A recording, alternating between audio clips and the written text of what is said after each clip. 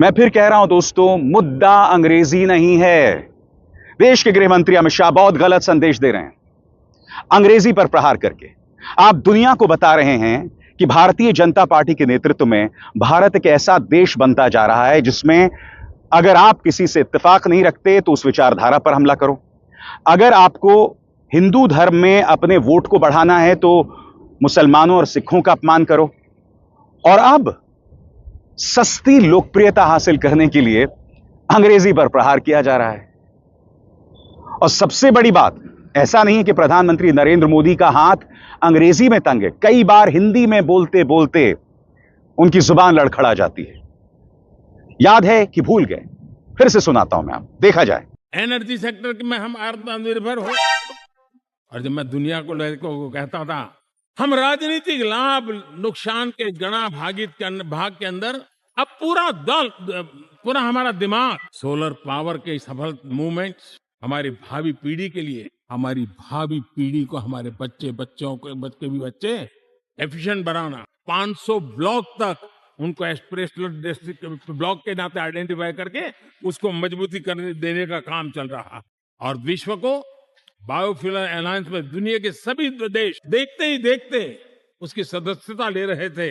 और इस महत्वपूर्ण काम में महामूल्य दस्तावेज। इन मिसालों को दिखाने का मकसद सिर्फ यह है कि जो भाजपा का प्रचार तंत्र यह कह रहा है कि अमित शाह का यह बयान एक संदेश था विपक्ष के लिए कि बेशक प्रधानमंत्री नरेंद्र मोदी को अंग्रेजी नहीं आती मगर उन्होंने भारत को विश्व गुरु बना दिया है, सरासर गलत। भारत अगर विश्व गुरु होता तो अमेरिका ने पाकिस्तान, आतंकवादी पाकिस्तान के बराबर हमें न रखा होता। यह हकीकत है दोस्तों। यहां पर कोशिश सिर्फ एक व्यक्ति को विश्व गुरु बनाने की गई और वो है प्रधानमंत्री नरेंद्र मोदी। हकीकत यह है और उसके अलावा कुछ नहीं। भाषाओं के आधार पर, धर्म के आधार पर, विचारधारा के नाम पर लोगों को बांटना बंद कीजिए। अब आपकी ये सियासत काम नहीं आएगी। और आपकी ये सियासत जिन अंधभक्तों पर काम आ रही है वो मेंटली बर्बाद हो रहे हैं।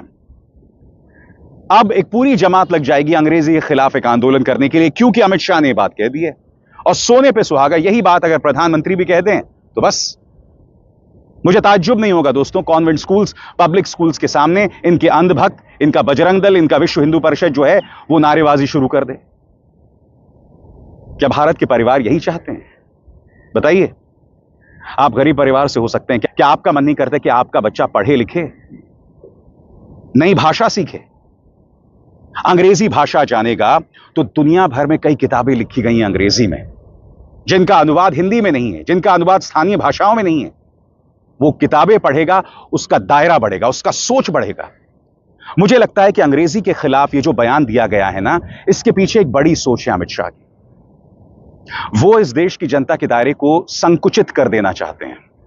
और क्यों? क्योंकि जब आप जनता को धर्म पर उलझाकर रखना चाहते हैं, हिंदू मुस्लिम में उलझाकर रखना चाहते हैं, जब हिंदुओं को आप ये समझाते हैं कि हिंदू खतरे में है, आपका धर्म खतरे में है, जो बाय द वे इंस्पायर्ड है मध्य पूर्व के उन कट्टर मौलवियों से जो बार बार कहते हैं कि इस्लाम खतरे में है, तो जब आप लोगों को इन दायरों में, इन मुद्दों में उलझाकर रखना चाहते हैं ना, तो वो लोग आपकी भेड़ बकरी बन जाते हैं। अब आप अंग्रेजी पर प्रहार कर रहे हैं, जो अपने आप में एक निहायत ही शर्मनाक सोच है।